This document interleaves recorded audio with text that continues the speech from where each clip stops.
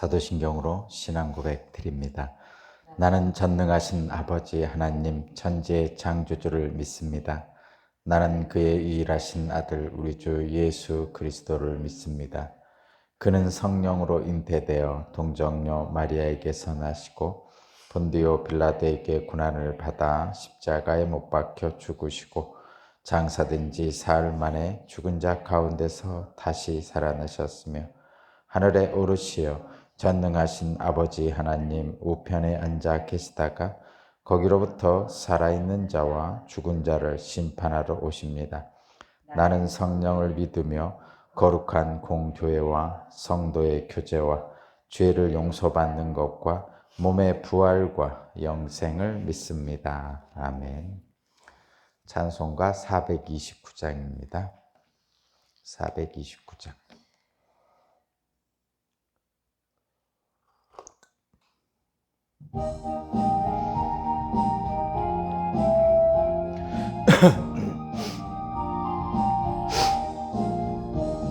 세상 모든 등파 너를 흔들 때 약한 마음 낙심하게 될 때에 내려주신 보의 복을 세어라. 주의 크신 복을 내가 알리라. 받은 복을 세어보아라. 크신 복을 내가 알리라. 받은 복을 세어보아라. 주의 크신 복을 내가 알리라. 세상 근심 걱정 너를 누르고 십자가를 등에 지고 나갈 때 주가 내게 주신 복을 세어라. 두려움 없이 항상 찬송하리라. 받은 복을 세어보아라.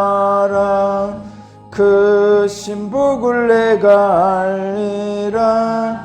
받은 복을 세어보아라. 주의 크신 복을 내가 알리라. 세상 권세 너의 앞길 막을 때 주만 믿고 낙심하지 말아라. 천사들이 너를 보호하리니 염려 없이 앞만 보고 나가라.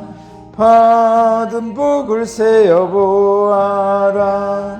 크신 복을 내가 알리라. 받은 복을 세어보아라. 늘 내가 알리라. 아멘.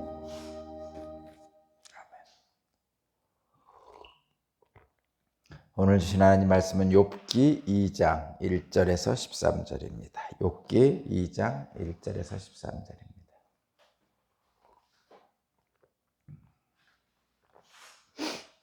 욥기 2장 1절에서 13절까지 말씀을 제가 봉독하겠습니다. 하루는 하나님의 아들들이 와서 주님 앞에 서고 사탄도 그들과 함께 주님 앞에 섰다. 주님께 사탄에게 어디를 갔다 오는 길이냐 하고 물으셨다. 사탄은 주님께 땅을 이리저리 돌아다니다가 오는 길입니다 하고 대답하였다. 주님께서 사탄에게 말씀하셨다. 너는 내 종 욥을 잘 살펴보았느냐? 이 세상에 그 사람만큼 흠이 없고 정직한 사람, 그렇게 하나님을 경외하고 악을 멀리하는 사람이 없다.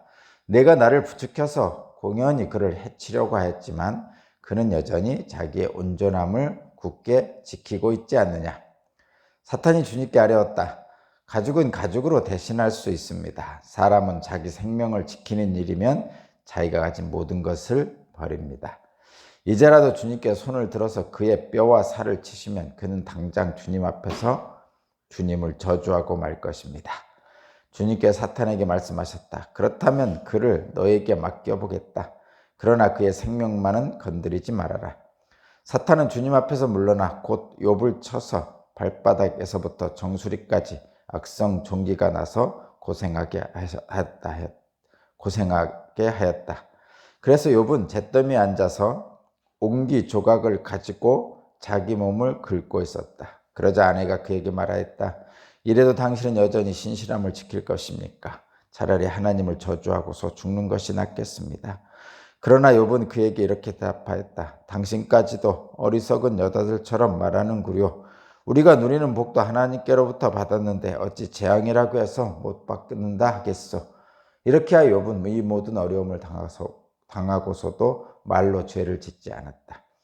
그때 욥의 친구 세 사람, 곧 대만 사람 엘리바스와 수아 사람 빌닷과 나아마 사람 소발은 욥이 이 모든 재앙을 만나서 고생한다는 소식을 듣고 욥을 달래고 위로하려고 저마다 집을 떠나서 욥에게로 왔다. 그들이 멀리서 욥을 보았으나 그가 욥인 줄 알지 못하였다. 그들은 한참 뒤에야 그가 바로 욥인 줄을 알고 슬픔을 못 이겨 소리내어 울면서 겉옷을 찢고 또 공중에 티끌을 날려서 머리에 뒤집어 썼다. 그들은 밤낮 이랫동안 욥과 함께 땅바닥에 앉아 있으면서도 욥이 겪는 고통이 너무도 처참하여 입을 열어 한마디 말도 할 수 없었다.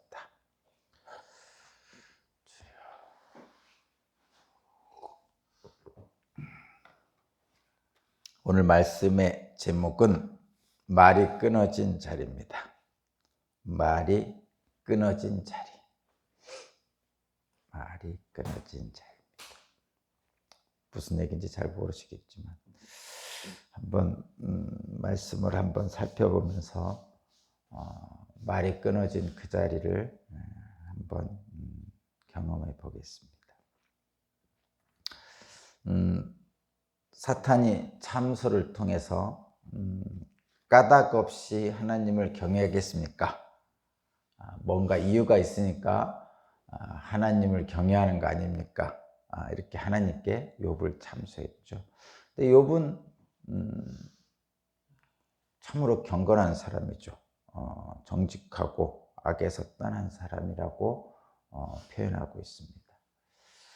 그런데 첫 번째 이제 사탄이 욥을 쳤죠. 그래서 그가 가지고 있는 그 많은 재산이 다 사라지고 또 자녀 10명이 다 사고로 잃게 됩니다. 그의 소유를 다 친 거죠.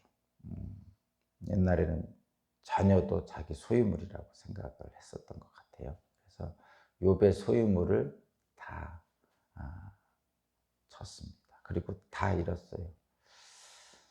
그러고도 욥은 주신 분도 하나님이시고 가져가시는 분도 하나님이시다 하면서 그의 믿음을 지켰어요. 참 대단한 사람입니다. 나도 그럴 수 있을까라고 생각해 보면 참 감당하기 어려운 질문입니다. 어제 제가 그래서 마지막 질문을 그렇게 하고 끝났었죠. 내가 가지고 있는 모든 소유물을 다 쳐서 사라지더라도 나의 하나님에 향한 믿음을 계속 지킬 수 있을 것인가? 지킬 수 있습니까? 이렇게 마지막 질문을 하고 어제 마쳤는데 글쎄요, 참 어려운 일이죠. 근데 어쨌든 그런 믿음의 사람이 있습니다, 실제로. 내가 가지고 있던 모든 소유를 다 잃어버릴지라도 하나님을 믿는 믿음을 저버리지 않는 그 믿음의 경지가 있죠. 실제로 이 본문에서 나오는 욥은 그랬고, 그래서 욥의 이 믿음은 어떤 까닭이 있어서 하나님을 섬기는 것이 아니라, 그러니까 하나님이 복을 주셔서 하나님을 섬기는 것이 아니라는 것을 욥은 나타내고 있습니다. 소망하기는 저도 그렇고 여러분도 그렇고 뭐뭐 해서 하나님을 섬긴다 이런 어떤 조건부 신앙은 좀 넘어섰으면 하는 바람이죠. 하나님이 내게 복을 주셨어. 그래서 나는 하나님을 믿어. 이렇게 하는 것은 좀 이렇게 신앙적인 점수로 보면 꽈락이죠. 신앙적인 점수는 꽈락입니다. 아직 온전한 신앙에 들어가지 못했다 이런 뜻입니다. 왜냐하면 세상에서도 자기한테 잘해주는 사람한테 잘해주잖아요. 그죠? 나한테 잘해주는 사람한테 잘해주고 나한테 못해주는 사람은 못해주죠. 그거는 그냥 일반 세상 사람들, 소위 말해서 심지어는 악한 사람들도 완전히 양심에 화인 맞지 않은 사람이라면 양심에 화인 맞은 건 완전히 그건 우리가 제외시키는 거예요. 그건 거의 악마 사탄이니까. 선을 악으로 갚는 사람들 말이에요. 그런 사람들은 우리가 제외합니다. 그런 사람들은 제외예요. 우리가 할 수 있는 주변의 이웃이라고 하기도 어려울 정도로 그냥 사탄입니다. 그런 경우는 다른 거고. 그러나 일반 사람들은 우리 믿지 않는 사람들도 선을 선으로 갚죠. 일반적으로 자기에게 잘 대해주는 사람은 잘 대해주잖아요. 악을 악으로 갚고 그래서 웃는 얼굴에 침 뱉지 못한다 뭐 이런 표현도 있고 그렇잖아요. 그래서 내게 선대하는 사람에게는 선대하고 내게 악하게 그러는 사람은 악하게 대접하는 것이 세상의 원리잖아요. 근데 우리 기독교인들은 예수님은 그렇게 했죠. 오른뺨을 때리면 왼뺨까지 대라 이렇게. 내게 침을 뱉으면 그를 위해서 기도해줘라 뭐 이렇게 가잖아요. 그러니까 완전히 다르죠. 지금 세 부분을 여러분이 지금 보고 있어요. 첫 번째는 선도 악으로 갚는, 그러나 이쪽은 선은 선으로 갚는, 이쪽은 악도 선으로 갚는. 이게 이제 예수님이 그렇게 하셨단 말이죠. 그죠? 예수님을 십자가에 매달은 사람들을 하나님께 기도하시면서 용서해 주라고 그러잖아요. 참, 이쪽까지 가면, 이쪽까지 가면 그 말 그대로 그리스도의 완성까지 가는 거죠. 근데 우리는 이제 이 중간에 살고 있단 말이에요. 그래서 신앙이 있는 사람도 신앙이 없는 사람도 다 이 중간에서 선은 선으로 갖고 내게 잘해주는 사람은 잘해주고 내게 못해주는 사람은 싫은 거고 뭐 이 정도죠.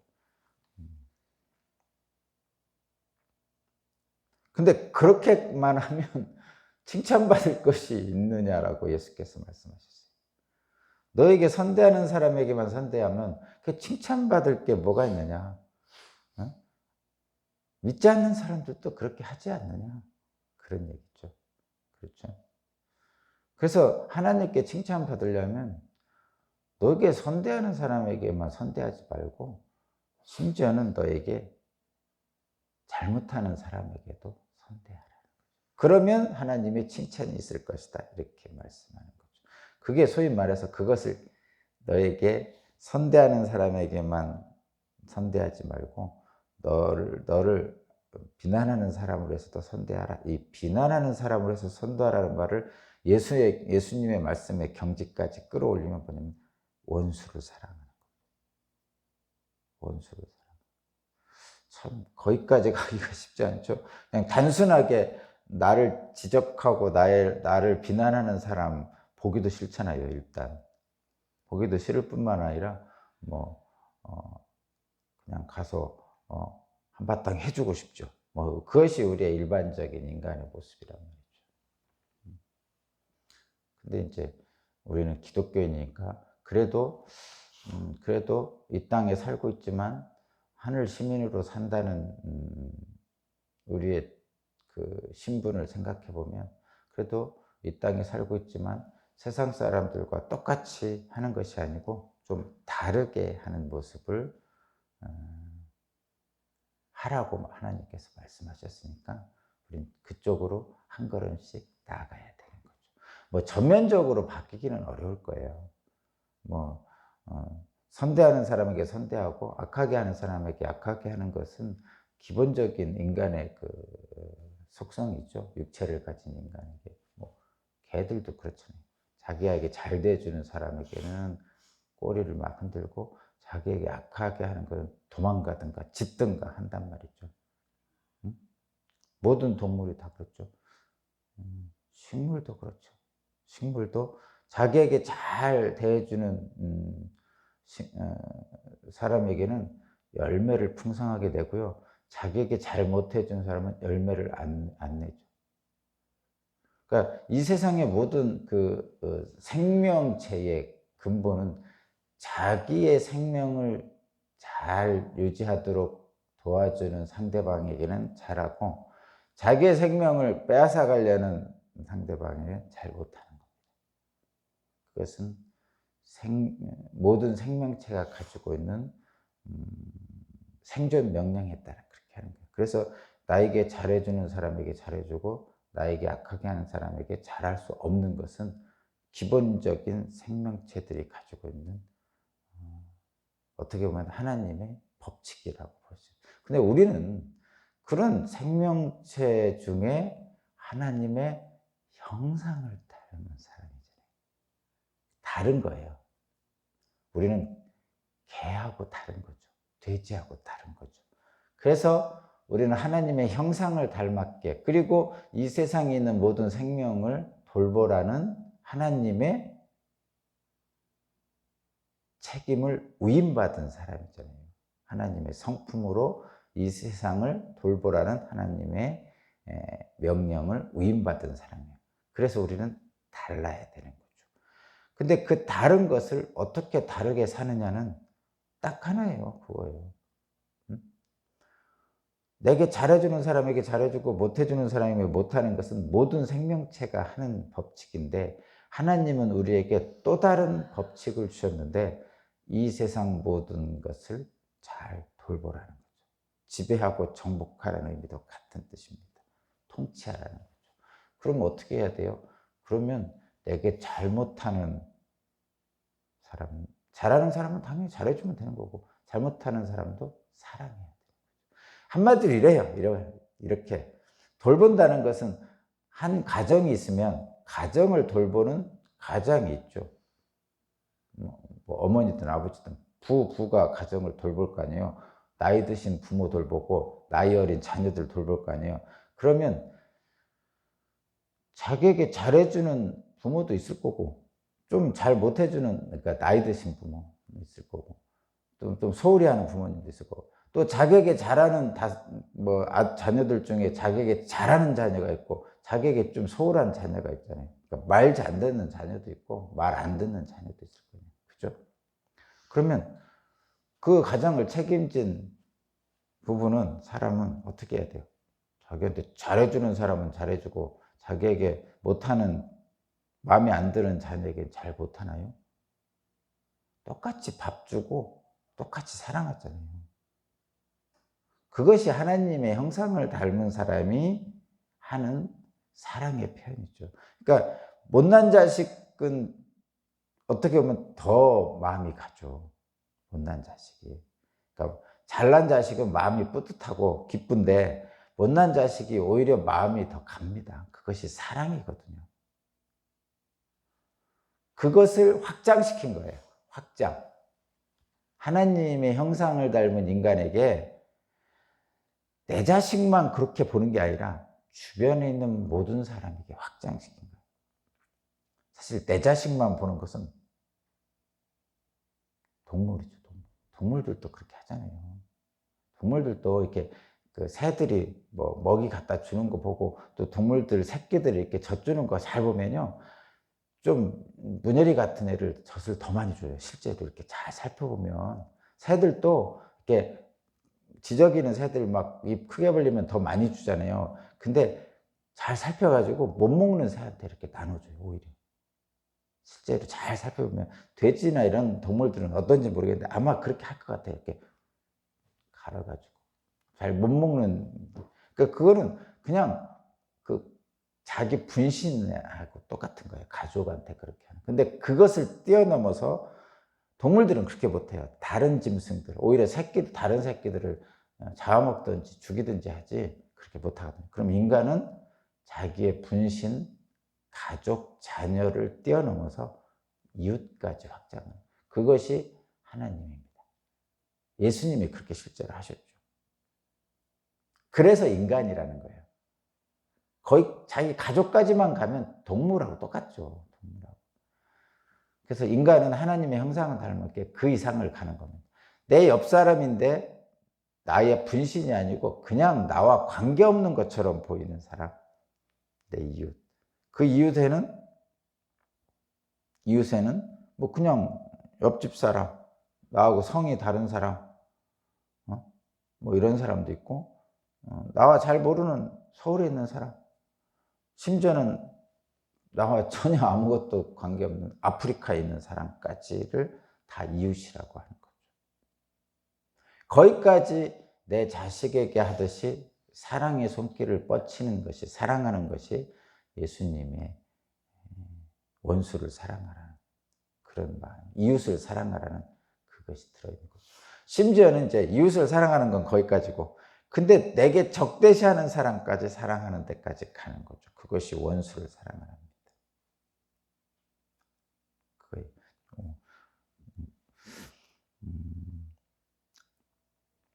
어려운 거죠.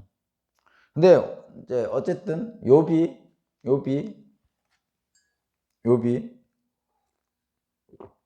소유를 다 잃었어도 하나님께 범죄하지 않고 믿음을 지킨 이러한 신앙은 대단한 거죠.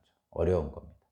또 나에게 잘못하는 이웃, 원수를 사랑하는 것도 진짜 불가능하죠. 그럼에도 불구하고 하는 사람들이 있더라는 거예요. 역사적으로 있어 왔어요. 그러니까 이건 불가능한 건 아니라는 거죠. 일단은 불가능한 건 아니라는 거예요.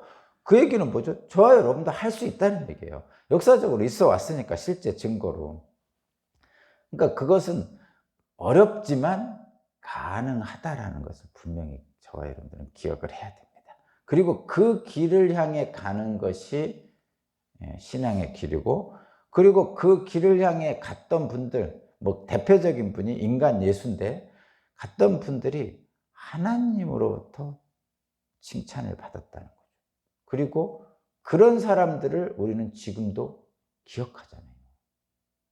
잘 살았기 때문에 기억하는 거죠. 그러니까 악하게 산 사람도 기억하지만 잘 사는 사람도 기억하는데, 그런 사람들을 기독교는 기억을 하는 거죠. 그리고 실제 살아보면요, 뭐 원수를 사랑하는 데까지 가는 것은 어렵겠지만, 어쨌든 잘 산다는 것은 내 욕심만 챙기는 사람들을 잘 산다고 안 하죠, 우리는. 그런 사람들은 손가락질 하잖아요. 겉으로는 굽실굽실 하지만 그 앞에서 뒤에 가선 욕하잖아요, 우리도. 그런 것처럼, 그러면 욕먹는 삶은 잘 사는 삶이 아니죠. 그렇죠. 그래서 예수님을 따라 사는 삶이 비록 어려운 삶이지만, 현실적으로 쉽지 않은 삶이지만, 그러나 그것이 잘 사는 삶이라는 것을 우리는 알 수 있어요. 그건 분명합니다. 그건 우리는 알고 있잖아요. 그렇죠? 그러니까 그 길로 향해 가는 겁니다. 지금 그러니까 욥에게는 지금 모든 소유를 다 잃었음에도 불구하고 하나님을 섬기는 데까지 간 거예요. 그러니까 하나님을 까닭이 꼭 있어야 섬기는 게 아니라, 어떤 조건부로 섬기는 게 아니라, 내게 복을 주어서 섬기는 게 아니라, 하나님 그분 자체를 믿는 거죠. 하나님 그분 자체를 믿는 것이 욥의 신앙이에요, 지금.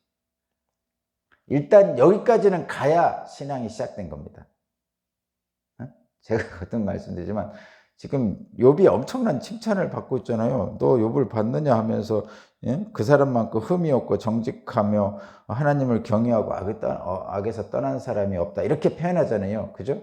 이 사람은 지금 욥은 자기 소유를 다 잃고도 하나님을 버리지 않았단 말이죠. 그러니까 까닭이 없이도 그냥 하나님을 섬기는 거예요. 복을 주지 않았어도, 복이 없었어도 이 사람은 하나님을 섬길 사람이라는 얘기죠. 조건 없이 그냥 하나님을 섬기는 사람이에요. 근데 이게 믿음이에요. 복을 주어서 섬기면 그건 믿음이 아니죠. 똑같은 거예요. 돈을 1,000원 줘서 빵 1,000원짜리 산 거는 거래지. 저 사람을 섬기는 게 아니죠. 손님은 왕이다 그러지만 손님이 1,000원을 주니까 빵을 주지 1,000원도 안 주고 그냥 가져가려면 도둑이라고 그러고 강도라고 그러고 그렇죠. 손님이 왕일 때는 언제가 손님이 왕이에요? 돈을 지불할 때를 손님이 왕이라고 하는 거죠. 그런데 우리 사람들은 돈을 지불하지 않아도 하나님이 주시잖아요. 그죠? 하나님이 안 주셔도 하나님은 왕입니다. 이렇게 돼야 되는 거죠. 그러니까 하나님이 우리에게 복을 안 주셔도 하나님은 우리의 왕입니다. 이것이 신앙이에요. 신앙. 그러면 뭐하러 교회 다닙니까? 뭐 이렇게 얘기하실 분들도 있을 거예요. 근데 그거는 뭐 마찬가지죠. 내게 이득되는 사람만 사귀어라 이렇게 얘기하잖아요. 세상에서 자녀들에게. 마찬가지예요. 저놈 사귀어봤자 소용없어. 맨날. 그렇게 하잖아요. 그리고 그래도 좀 돈 있고 빽 있고 내게 이득이 될 만한 사람 사귀고 싶죠. 그건 그냥 세상 사람들도 그렇게 하는 거죠. 세상 사람들과 똑같이 하는 것은 신앙이 아니에요. 다르게 하는 거죠. 거듭얘기하지만. 그래서 욥은 까닭 없이 하나님을 섬기는 것이 드러났어요. 그러면 욥은 신앙인이구나. 우리는 그것을 알 수가 있습니다. 그런데 이제 그렇게 해서 끝났는데 욥은 진짜 하나님을 믿고 신앙인이다 이렇게 확정이 됐는데 또다시 사탄이 참수를 합니다. 이번엔 뭐를 참수하냐면 소유물이야 뭐 소유물이야 뭐 버릴 수 있죠. 가죽은 가죽으로 대체되지 않아요? 그러면서 거기 4절을 얘기합니다. 4절. 사탄이 또다시 참수하는데 뭐라고 참수하느냐? 4절. 사탄이 주님께 아뢰었다. 가죽은 가죽으로 대신할 수 있습니다. 이거 소유물은 소유물을 대신할 수 있다. 뭐 이런 거예요. 사람은 자기 생명을 지키는 일이면 자기가 가진 모든 것을 버립니다. 그러니까 생명을 친다면 하나님을 저주할 겁니다. 5절. 이제라도 주님께서 손을 들어서 그의 뼈와 살을 치면 그는 당장 주님 앞에서 주님을 저주하고 말 것입니다. 소유물이야 뭐 믿음이 있는 사람이라면 까닭 없이라도 하나님을 섬길 수 있어. 눈꽃만한 믿음이라도 있으면 신앙인이라면 그럴 수 있습니다. 조건 없이 하나님을 주님이라고 섬기고 왕으로 섬길 수 있습니다. 왜냐하면 아무것도 안 주셔도 주님의 품 안에 있으면 푸른 풀밭에 신바는 물가로 인도하시는 목자 되심을 아는 사람이기 때문에 그렇습니다. 그런데 생명을 치면 분명히 생명을 지키는 일에 최선을 다하다 보면 하나님을 버릴 거예요. 저주할 거예요. 이런 거죠. 사실 마지막에 목숨이 걸리면 그런 일들이 있죠. 옛날에 그런 거 있었잖아요. 십자가 밟기라는 거. 옛날에 아주 옛날부터 있었어요. 뭐 공산당만 있었다고 그러는데 그 역사를 보면요. 조선시대에 병인양요 뭐 이런 거 있을 때 우리 기독교 처음 들어왔을 때 박해할 때 있었잖아요. 그때도 마찬가지고 일본에서도 그런 일이 있었어요. 일본이 처음 기독교를 받아들일 때 무슨 일이 있었냐면 사람들을 기독교를 싫어했어요. 처음에. 그래가지고 어떻게 하냐면 십자가를 딱 놓고 십자가를 밟으면 살려주고 십자가를 안 밟으면 죽였어요. 그러니까 처음 기독교가 들어올 때. 왜냐하면 예수를 믿는 걸 싫어했어요. 그러니까 서학쟁이라 해가지고. 그래서 그 당시 왕들이 그거를 밝혀내는 방법이 십자가를 밟느냐 안 밟느냐로 결정을 했어요. 그래서 십자가를 밟으면 안 죽이고 살려주고 십자가를 안 밟으면 죽이고 그랬습니다. 십자가형이 처했어요. 실제로 역사가 그렇습니다. 그건 뭐죠? 목숨이 걸린 일이 딱 있잖아요. 그러면 자기 목숨을 살리기 위해서 십자가를 밟는 거죠. 신앙을 버린다는, 예수를 저주한다는, 똑같은 거예요. 여기 이 5절이 바로 그거예요. 십자가 밟기 하고 똑같아요. 이제라도 주님께서 손을 들어서 그의 뼈와 살을 치면, 목숨이 걸린 일이 생기면 그는 당장 주님을 저주하고 말 것이죠. 주님을 저주할 겁니다. 이렇게. 근데 그런 역사가 있었잖아요. 십자가 밟기라는 역사가 있었잖아요. 밟고 사는 사람이 더 많았어요. 당연하겠죠. 대부분은 밟고 살았어요, 그냥.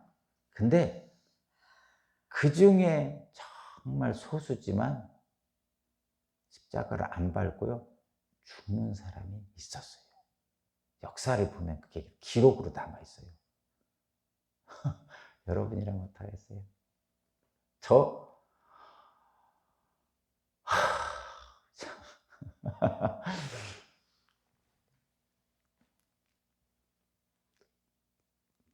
대답 안 하겠습니다. 여러분도 각자 속으로만 생각하십시오. 괜히 대답하면요, 괜히 사람들이 그 대답으로 뭔가를 확정시키려고 그래요.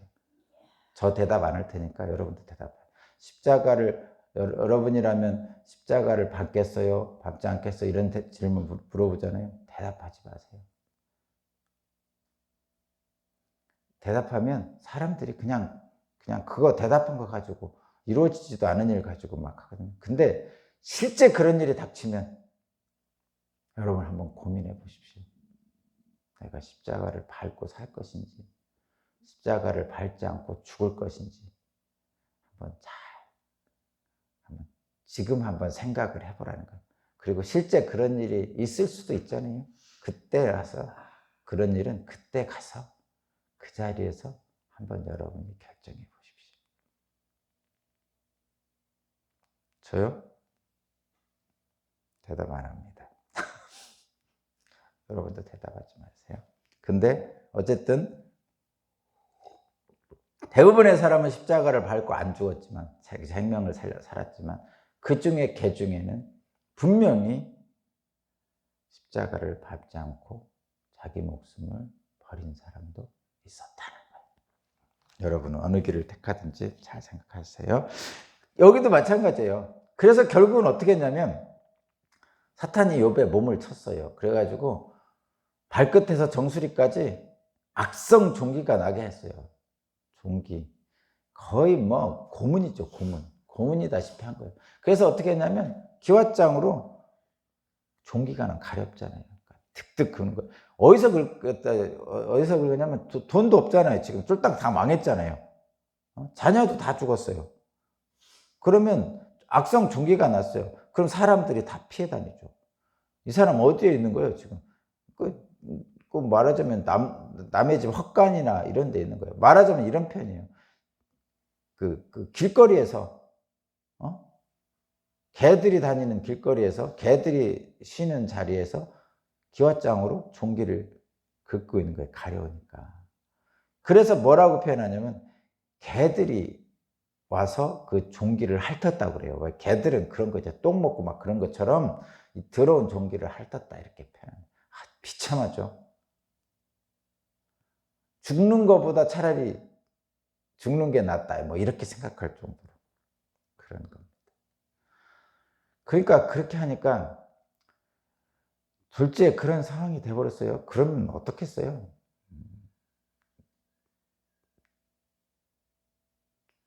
차라리 죽는 게 낫지. 그래서 그 차라리 죽는 게 낫지라는 마음을 표현한 게 욥의 아내예요. 그래서 욥의 아내가 막 차라리 죽는 게 낫죠. 그런 상황. 그래서 욥의 아내가 이렇게 얘기합니다. 거기 9절. 그러자 아내가 말하였다. 이래도 당신은 여전히 신실함을 지킬 겁니까? 차라리 하나님을 저주하고서 죽읍시다.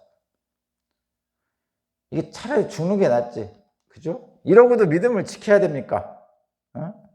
모든 재산 다 잃고 자식도 10명 다 죽고 몸에 종기 나서 사람들이 피해 다니고 차라리 죽는 게 낫지. 그래서 차라리 죽는 게 낫지라는 마음을 표현한 게 그 옆에서 같이 욥의 아내도 같이 모든 걸 겪었을 거 아니에요. 그러니까 욥의 아내가 그러는 거예요. 차라리 죽읍시다. 이렇게 얘기하는 거예요. 이게 어떻게 보면 솔직한 심정이죠. 솔직한 심정이에요. 이 욥의 아내의 이 말을 누가 비난할 수 있겠어요? 솔직히. 그죠? 하나님을, 이런 상황에서 하나님을 원망한다고 해도 어떻게 이 사람을 비난할 수 있겠어요? 누가 이 사람을 비난할 수 있겠어요? 욥의 아내를. 이런 상황이 닥치면 가슴 아프죠. 이런 상황이 닥치면 무슨 말은 못하겠어요. 무슨 말은 못하겠어요.